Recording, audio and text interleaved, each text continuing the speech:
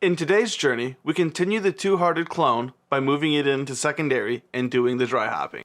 And normally we would recommend using a hop bag to help keep your beer clean, but we couldn't find a teeny tiny one, so we're just gonna throw it in raw. And what's great about these teeny tiny beers is that you use really small amounts of ingredients, and cleanup is a breeze. So now that our secondary is now preloaded with 0.6 grams of Centennial hops, we are now ready to do the actual transfer. To minimize any loss, we will be using a 100 milliliter syringe with a little tiny hose in place of a standard auto-siphon, because even losing a milliliter here will really start cutting into our overall production. And we got a quota to keep around here. It's a little tricky the first time getting used to the syringe technique, but luckily the Zafale 05 definitely makes a tight bottom.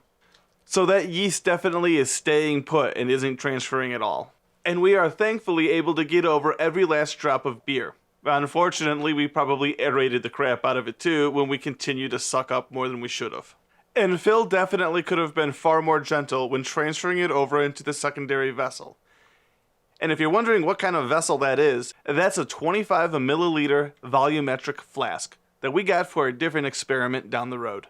I mean, we all already know that water changes volume based off temperature, but what about other times?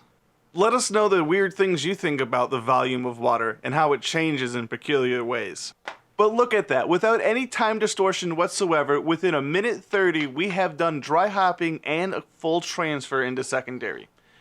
And who says that brewing smaller batches doesn't have any benefit whatsoever? Actually, we like to go to the homebrew shop from time to time and get made fun of when we make less than 5 gallons.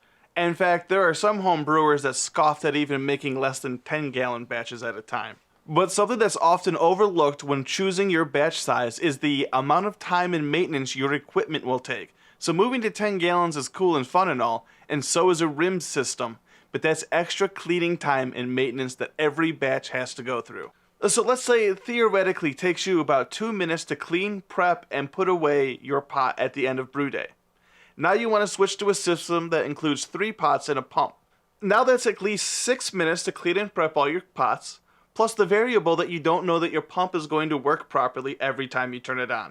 And don't forget to take care of those hoses while you're at it. And while your fully automated Herm/Rim system sounds great in theory, just remember that everything comes at a cost, whether it be money or time, and that's why it's really good to find out what works best for you by building slowly. Expanding too quickly can take the fun out of the hobby and lead to brewer burnout, and that's a major contributor to people dropping out of home brewing in the first place. No, your eyes don't deceive you, that really did just jump out there for a second. That's because any CO2 that's stuck in solution could get knocked loose at this time, and could make your beer look like it's still fermenting even though it's hit its final gravity already. If your beer were to start fermenting again at this point, it would start a krausen again. Although if you were to add sugar at this point, such as by a fruit addition, you would definitely see fermentation start up again. And this is when we would add fruit. Now would you look at that, Phil's back within about a minute 30, cleaning up all the equipment, ready to do a gravity reading. A huge benefit, we'd say, to doing a small batch. It also made brew day a lot shorter too. But you can already see why it is definitely better to have your hops in a hop bag, as you can already see bits of particle floating around. And sure, it looks kinda gross sometimes, but hops are a preservative. But don't forget to like, comment, and subscribe, especially if you want to check us out when we bottle this in a few weeks. And yes, we have little teeny tiny bottles. It's the priming sugar that has me the most worried.